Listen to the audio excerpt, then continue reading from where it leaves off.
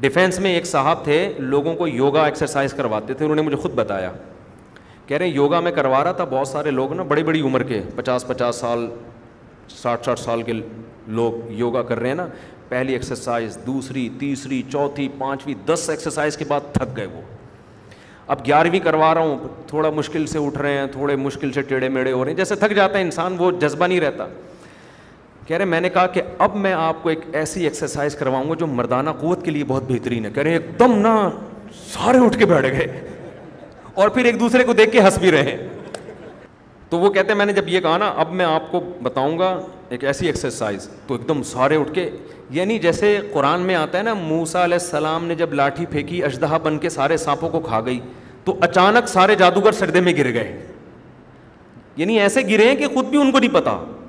تو یہاں بھی ایک دم یہ سارے کھڑے ہو گئے, پھر ایک دوسرے کی طرف کے ہنسنے, یار ہم لوگ میں طاقت کہاں سے آ گئی, شرمندگی بعد میں ہوئی ہے, سمجھتے ہیں نا.